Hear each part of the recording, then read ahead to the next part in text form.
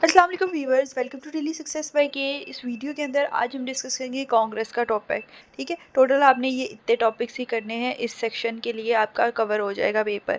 Congress in the USA Constitution, role देखेंगे, powers देखेंगे और लिमिटेशंस देखेंगे। इसका आउटलाइन सबसे पहले हम डिस्कस कर लेते हैं। मैंने पहले भी ये वीडियो रिकॉर्ड किया लेकिन पता नहीं क्यों स्क्रीन रिकॉर्ड ही नहीं हुई थी, अभी मुझे दोबारा से करना पड़ रहा है।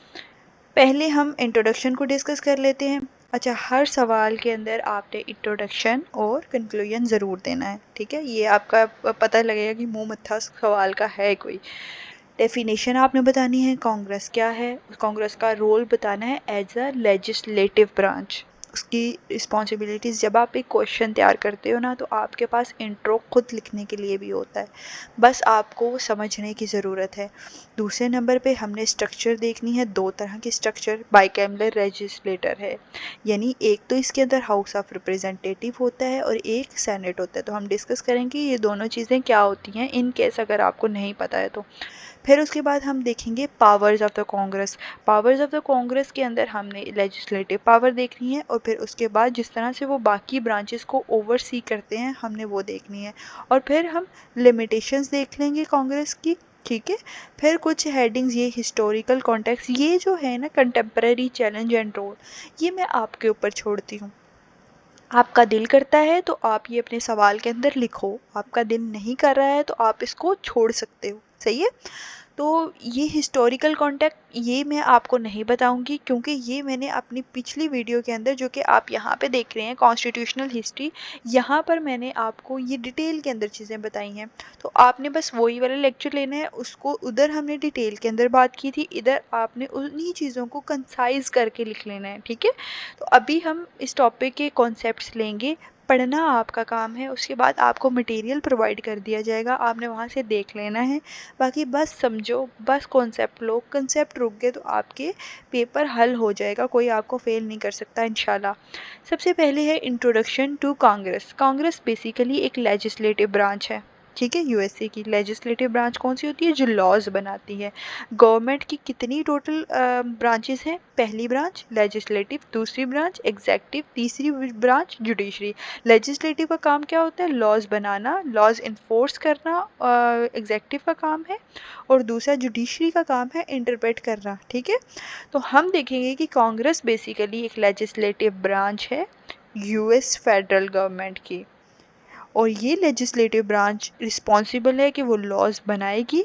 ठीक है, जो कंट्री के अंदर अप्लाई होंगे। अब कांग्रेस की बेसिकली दो पार्ट्स हैं, यहाँ पर आप कॉन्सेप्ट ले लो, फिर आपको अगली आउटलाइन के अंदर बहुत इजी रहेगा। बेसिकली कांग्रेस के हैं दो पार्ट्स, एक आपको दिखेगा हाउस ऑफ रिप्रेजेंटेटिव का और एक आपको दिखेगा सेनेट का। ठीक है, यहाँ पे एक छोटा सा ओवरव्यू ले लो, कितनी सीट्स होती हैं, किस तरह से इलेक्शंस होते हैं, ये हम सेकंड वाली आउटलाइन के अंदर डिस्कस करेंगे। अब देखो, यूएस के अंदर ये 16 स्टेट्स हैं। ये स्टेट, एक ये स्टेट है, ये छोटी स्टेट है, और ये फिर सबसे बड़ी स्टेट है। जैसे वहाँ की कैलिफोर्निया सबसे बड़ी स्टेट है, तो वो उसके बारे में हम बात करेंगे। अब देखो, ये स्टेट है, पॉपुलेशन इसके अंदर मॉडरेट है, पॉपुलेशन इसके अंदर थोड़ी कम, बिल्कुल कम है, और इसके अंदर बहुत ज़्यादा पॉपुलेशन है। अब हम बात कर रहे हैं हाउस ऑफ रिप्रेजेंटेटिव की। पहले house of representative based on the population जो है वो डिसाइड किया जाता है।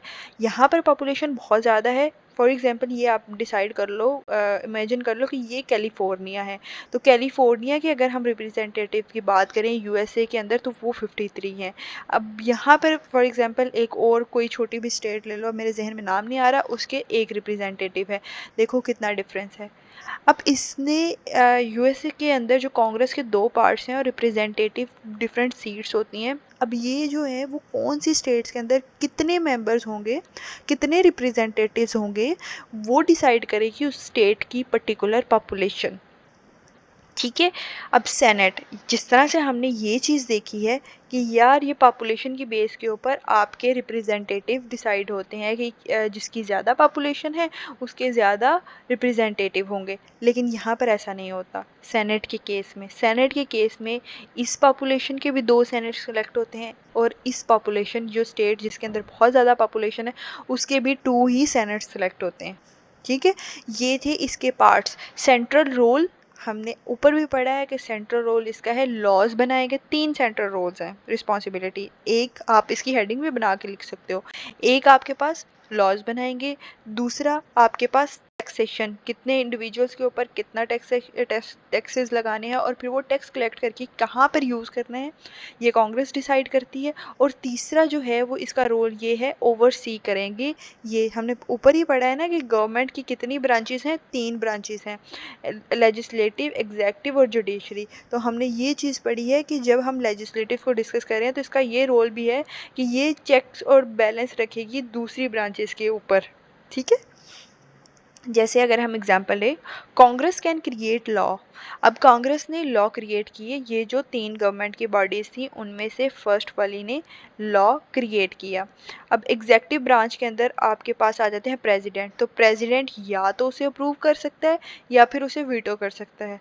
अगर कांग्रेस ये समझे कि जो प्रेसिडेंट है वो रूल्स को फॉलो नहीं कर सकता, नहीं कर रहा है, तो वो इन्वेस्टिगेशन कराएंगे और इवन अपने वोटिंग के थ्रू प्रॉपर कोर्ट की मदद से उनको प्रेसिडेंट को ऑफिस से बाहर भी निकाल सकने की पावर रखते हैं। This is the central role. आगे रिस्पॉन्सिबिलिटीज़ मैंने ऊपर ही आपको बता दी हैं। ये 3 जो मैं बता रही थी ये अब आपने यहीं के अंदर डिटेल के अंदर लिख दी कि लॉज बनाएंगे, रिप्रेजेंट करेंगे, रिप्रेजेंटेशन करेंगे कि अमेरिकन लोग जो हैं वो क्या चाहते हैं, उनके इंटरेस्ट को सामने लेके जाएंगे और उसी तरह से काम करेंगे जिस तरह से लोग जो हैं वो चाहते हैं और लोगों की विल के मुताबिक जो है वो काम किए जाएंगे। और दूसरी ब्रांचेस का ख्याल रखा जाएगा कि उनकी चेक्स एंड बैलेंस रखा जाएगा कि वो रूल्स को फॉलो कर रहे हैं या नहीं कर रहे। अब देखो, हमने इंट्रोडक्शन के अंदर कितनी चीज़ें पढ़नी हैं, जबकि इंट्रोडक्शन के अंदर आपको जो जो बातें याद रहीं आपने लिख ली। अब आगे स्ट्रक्चर की बात, वही चीज़ जो मैंने आपको कहा है कि थोड़ा सा इंट्रो ले लो, उसके बाद हम इसकी composition, electoral process, representation based on population हम डिटेल के अंदर नेक्स्ट आउटलाइन के अंदर बात करनी है। ये आपके पास है next outline, structure of the Congress, जो कि है by cameral legislator. By cameral legislator का मतलब है कि 2 सेपरेट चैम्बर्स हैं यूएसए के अंदर या हाउसेस हैं। यानी एक हाउस ऑफ रिप्रेजेंटेटिव है आपके पास और एक आपके पास क्या है, सेनेट। अब हम सबसे पहले हाउस ऑफ रिप्रेजेंटेटिव इसकी कंपोजिशन की बात करें। इधर टोटल 435 सीट्स होती हैं। ठीक है, और मेंबर्स जो है वो डिसाइड किया जाता है पॉपुलेशन की बेस के ऊपर कि कितनी पॉपुलेशन होगी, उसी की बेस के ऊपर आपके मेंबर्स सेलेक्ट होंगे। ठीक है, अब हम इलेक्टोरल प्रोसेस करें तो जो है इनका इलेक्शंस हर 2 साल बाद होते हैं। ठीक है, मिड टर्म इलेक्शंस। और फिर बेसिकली ये टाइम टू टाइम इलेक्शन करवाने का मकसद भी यही होता है ताकि डिसाइड हो सके कि, क्योंकि ओपिनियंस अमेरिकन लोगों के ज़ाहिर है टाइम टू टाइम चेंज हो रहे हों, उनकी हो सकता है किसी और चीज़ की तरफ रुझान हो, तो फिर वो जो डिफरेंट रिप्रेजेंटेटिव होते हैं वो फिर अपडेटेड वर्जन गवर्नमेंट के सामने रखते हैं कि अवाम इस चीज़ को प्रेफर कर रही है। ठीक है, और रिप्रेजेंटेशन बेस्ड ऑन पॉपुलेशन, ये बहुत दफ़ा मैंने ऊपर बोल दिया है कि पॉपुलेशन की बेस के ऊपर रिप्रेजेंटेटिव कितने होंगे ये डिसाइड होगा। दूसरी तरफ अगर हम सेनेट की बात करें तो सेनेट की होती हैं टोटल 100 सीटें। ठीक है, अब ये पॉपुलेशन के साइज़ पे डिपेंड नहीं कर रहे होते, हर स्टेट के 2 सेनेट होते हैं। ठीक है, हर स्टेट के 2 सेनेट होते हैं और इक्वल उनको पावर होती है कि वो नेशनल लेजिस्लेशन के अंदर इक्वली बोल सकते हैं।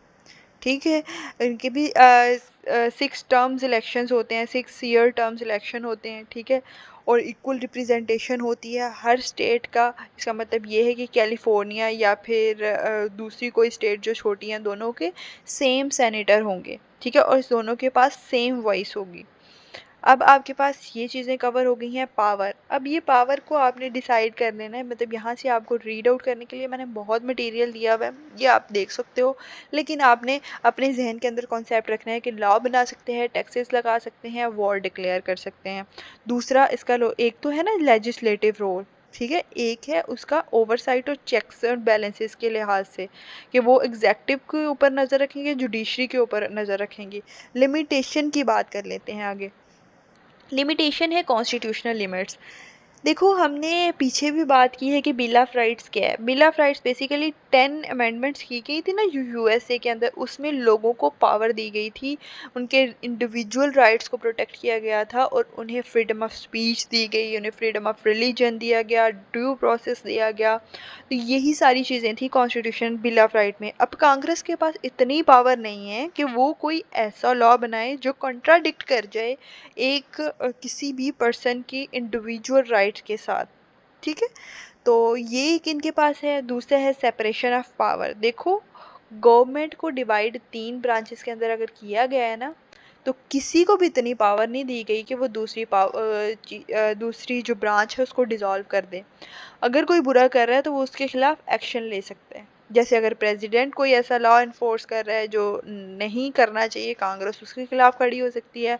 कब देखती है कि वो रूल्स को फॉलो नहीं कर रहा प्रेसिडेंट, तो वो उसके खिलाफ खड़े हो सकते हैं। फिर उसके बाद प्रेसिडेंट जो कांग्रेस से लॉ बन के आए उसको वीटो कर सकते हैं, और फिर दोबारा से कांग्रेस जो है वो कोर्ट के अंदर इंटरप्रिटेशन करवा सकते हैं। ठीक है, अब आपके पास अगली चीज़ जो है ना वो हिस्टोरिकल कॉन्टेक्स्ट और अमेंडमेंट। ये आपने पिछले वाला ही लिखना है, इसके अंदर मैं वैसे ही चेंजिंग्स कराऊँ तो आप कंफ्यूज होंगे, आप इसको ना भी करो। ठीक है, लेकिन ये है कि अगर ये हिस्टोरिकल बैकग्राउंड थोड़ा सा आपने लिखना है ना। अब देखो, ये क्वेश्चन जो है ना, जिस तरह से ये सवाल हैं, अब आपने इनको अटैम्प्ट किस तरह से करना है, ये बहुत इंपॉर्टेंट टेक्निक है। फर्स्ट सबसे पहले आपके पास आ जाता है इंट्रो। ठीक है, इंट्रो लिखने के बाद आपने इसके थोड़े से फीचर्स बताने हैं। ठीक है, फिर उसके बाद आपने यूएसए कॉन्स्टिट्यूशन के अंदर बता देना है ब्रांचेस का। फिर उसके बाद आपने कांग्रेस के बारे में आना है, फिर कांग्रेस का इंट्रो लिखना है, फिर स्ट्रक्चर लिखना है, फिर पावर्स लिखनी है, फिर लिमिटेशन लिखनी है। ठीक है, अगर आप हिस्टोरिकल बैकग्राउंड लिखना चाह रहे हो तो इंट्रोडक्शन के बाद हिस्टोरिकल बैकग्राउंड लिखनी है। अब मैं हर सवाल के अंदर वो इसलिए नहीं ऐड कर रही क्योंकि वो आप यहाँ पे चीज़ें कवर करते जा रहे हो मेरे साथ, और वो आपको पता है कि किस तरह से कवर करनी है। ठीक है, तो ये सारी चीज़ें हैं आपकी। वैसे भी बाय डोल वाला ने अपना रोला डाला हुआ है। तो ये सारी चीज़ें आपकी जो जो इंपॉर्टेंट थी वो मैंने कवर करा दी। आई होप आपको मेरी वीडियो पसंद आई होगी। आपने इस वीडियो को लाइक ज़रूर करना है और कमेंट अपना छोड़ के जाना है। इंशाल्लाह अगली वीडियो के अंदर मिलते हैं। अल्लाह हाफिज़।